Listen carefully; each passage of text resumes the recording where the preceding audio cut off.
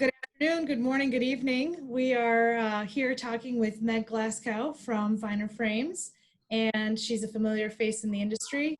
I, however, may not be. My name is Dot Heckel, and I am the Director of Marketing for TrueView. And throughout all of the challenging times that we have faced the last few weeks, months, we wanted to check in with Meg and see how you're faring, and also just understand anything from your perspective to support and help the others in the industry to kind of adjust and adapt. So how are you doing, Meg? Oh, hey, Dot, thanks for asking. And I love that TrueView is doing this. I think it's a really great thing to reach out, because I think that one of the casualties from this whole quarantine is all the fear and uncertainty. And sometimes at least for me, I get too much in my own head, and it just gets very, very lonely and scary. And so that's one of the things I've really tried to battle through this whole thing, and how to redesign my business and relaunch it after the shutdown is really kind of a head game, is just staying positive and looking for new opportunities, and learning to adapt in a whole new way of doing business. And luckily, we've been open now 2 weeks, and it's been pretty extraordinary. I've been really encouraged by customers' willingness to support local. I think that's a huge trend that's going to come out of this. And we're kind of doubling down on that with our messaging in signs in the shop window and on our chalkboard sign out on the street, but also incorporating that positive messaging into our social media content and how we're communicating with customers too. So I'm really encouraged. Sales are looking really good. We're just kind of waiting for suppliers to open up, but I think we're gonna be okay. So in your approach and positive framework and mindset, what are some of the benefits then of adapting to the different ways to sell to consumers? Well, I think one thing that we've had to do is do a lot more virtual consultations. And that's kind of opened up a whole new level of opportunity that I didn't even know was there before, really. And using technology to communicate with customers, I'm finding that I'm really paring down the selections that I'm offering people to kind of just streamline the process, keep the customer from being overwhelmed, and then using some really strong selling techniques to guide the customer through the selling process. And it's really kind of paying off. It was kind of just this weekend, in fact. And so I was away from the shop up in our mountain cabin, and I got a Facebook message from a customer who I'd never met before, but she needed help selecting artwork. So all using the internet, I found the images. I was able to use visualization software that's out there. There's several, but I was using Larson's Framing Studio. And with the Lifesaver Cloud, I could price everything out. And she sent me a photograph of the room that she wanted artwork in. I took those visualization images, dropped them into her own living room picture, and emailed it over to her with pricing. She flipped out, loved it. We closed the whole deal, and I've never met this woman. So I think that just shines a light on what opportunity exists out there. Absolutely. Now, through that, you're describing a consumer that might be tech savvy, or at least have a comfort level. Are you facing any hurdles with folks that might not be as tech savvy and able to adapt themselves to have a Zoom call or to have a Google Hangouts meeting? Well, yeah, I mean, obviously, I think there are people that are being missed, because the people that aren't comfortable doing that, I'm obviously not able to serve them at this early stage. Sure. But even there is really low tech ways. Sorry, I'm working in the background here. It's crazy. So there's really low tech ways to get involved in this. And there's something as simple as just doing a video conference. Facebook allows you to do it through Messenger, free video calling, which is terrific. We can do video calling through Google Hangouts and all those kind of different opportunities and whatnot. So I think you have to be able to serve the people that are there while you can, and then just let it grow to when people are feeling more confident in coming out, that they'll be back in your store and dealing with you face to face. Yep.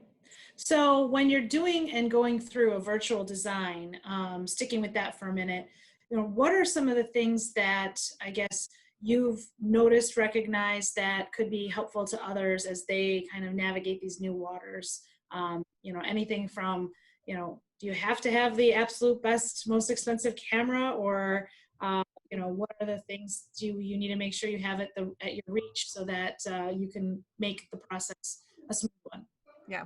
Well, I think that you can go all ends of the spectrum, right? You've got the low basic entry level stuff where you're just taking quick shots with your cell phone, or you can go to the more advanced level where you're actually installing ceiling cameras and whatnot. I know several framers have had good luck with just getting a tripod that, a 5-foot tripod that gets a little higher above your design counter, setting up another camera on a cell phone on there, and doing a Zoom call like we're doing right now. You can actually dial in with that other cell phone, and so that becomes your third screen. So you have yourself, Okay. the client, and you're both looking at the artwork together. And so it's pretty low cost to get into that if you're in an area that's looking like this is going to be a new way of life for a while. It's pretty inexpensive to get into it, and I think there's huge benefits for you on the other side. Sure.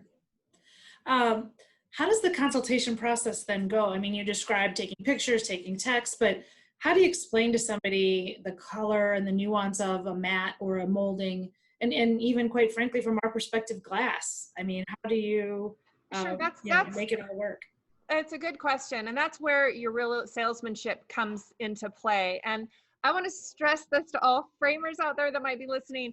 I have spoken with many of them and many of you, and selling skills are something that don't necessarily come easily to many craftspeople that are all excited about how to build the perfect frame and whatnot. And so I would encourage those of you that are struggling with maybe basic selling techniques, asking the right questions, techniques on closing the sale, that you make sure that you're using every skill set that you have, because you're going to need them through this process, because it is a little more complicated if you're talking through a mask or you're doing this virtually, for example. So you have to be smooth on your selling presentation, really thoughtful about the words that you're using to describe textures, colors, patterns, shapes, all those elements of design. And this is where my recommendations on color, they're just going to have to trust me, because sometimes screens don't show accurately. Right. But as far as the frames show pretty good, in case of the glass, it's pretty easy to hold up the frame display, right? And show show the benefits of the glass, for example. So haven't really struggled with that too much, but selling techniques are super important to get brushed So up. do you script your meeting then, on your Zoom call or your virtual consultation before you get into it, or how do you prepare then? Scripted in the way that it's informally in my head. I mean, okay. I know the process. So I'm always start with questions about that get the customer talking about what they care about. So I'm always looking for the emotional connection about the artwork. Is it the color? Is this filling a certain spot in a brand new house they just built? So I need to understand what the customer's motivation is, because then I can craft my sales pitch to fit that. And even better, when I get to see their room. I mean, that is the best part of, which is a benefit for sure that you didn't necessarily always have before. Right. So I get to see the space, what furniture finishes they have, what kind of size we're going to have to be talking about, whether or not a white mat's going to be the right choice, or we really need to do something a little softer. So all of that I find super helpful, that I can craft a frame design that's going to really delight the customer that way. That's fantastic. So what surprised you the most throughout all of this as we wrap up our conversation? Surprised through all of this, I guess resilience, my resilience in doing all this. I mean, there were some dark days. I mean, when I had to lay off my staff after coming off the biggest year I've had in my company's history in 20 years, to go from those kind of sales numbers down to zero, it was devastating. It was a gut punch to me like no other. But it's temporary, and I've realized that. I've seen small successes, blessings that have come. I had a gal during quarantine, I was in here just doing some cleanup work, and she knocked on, "Can I come in? I just want to look around." She bought $4,000 worth of artwork off my My wall. goodness. She had a new house. She couldn't Amazing. shop anywhere. She wanted artwork. It Yeah. was like, how? I was like, it was crazy. Yeah. So I Yeah. just take stock in those little precious moments, Yep. that those signs that, okay, we're going to be okay. We're going to get through this. Yeah. And, Yeah. We certainly are. And it's going to be an interesting year. And I think we're taking it all personally, professionally, 1 month at a time, 1 week at a time. And sometimes it's truly 1 day at a time. So you've been an inspiration to so many with your positive message and your, really keeping folks in a mindset that helps that recognition to opportunity. And I just wanted to say thank you for that. I know that it definitely makes a difference. Well, I care about this industry so much, and I care about the framers out there that are, that are struggling with, taking care of aging parents and having to homeschool their kids, and, trying to keep the wheels on the wagon, so to speak. And, I can just appreciate how difficult the struggle is. And I think we're in a great industry. I think we're in I think I've got a perfect product by framing things that people really care about. And that's what I'm seeing customers bring in, is puzzles they've done during quarantine, pictures that they inherited, they wanted reframed. So it's all centered around creating a really precious home for them. And I think that's a trend that custom framing fits nicely in. So with that, does that make you market and open up? I guess how literal are you being with your messaging to consumers and customers and potential folks to bring in that puzzle? All kinds of things. Yes, as direct as that. I think through digital media, social media, there's lots of ways that you can communicate what you're framing to kind of get people excited about what projects they might have at home. So if you aren't putting together a Pinterest board of your frames, project ideas, you should be doing that. Pinterest is a really good one. Also posting on your Google business page what you're doing, projects you're doing. Those are the things people are going to see. Facebook, Instagram, all of those are super important, that you can communicate what interesting things you're framing with customers' permission, of course. But I think it doesn't have to be a sales pitch that way. It's like you're sharing ideas that'll get people thinking about it without, being too aggressive. For example, it's a little bit more of a soft sell, and I think it resonates more organically with people. Awesome. Well, here's to framing more puzzles and kids' art and grandma's recipe cards. Really shining through the darkness here. And again, we just really appreciate your support and your insights. It helps so many through the industry. So thank you. Thanks. And I got to applaud Truview too for, I followed Truview for a long, long time. And I know your heart for caring about this community, and with things like this, everything you're doing with Truview supports has just been extraordinary. So thank you for what you're doing for the community of framers, because we appreciate you.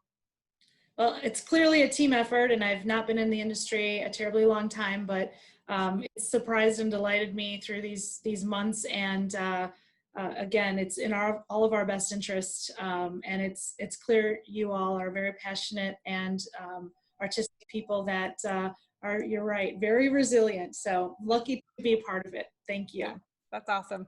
Great. Thanks, Dorothy. All right, Meg, have a good one. We'll talk to you soon. Okay. Thank you. Bye-bye. Bye.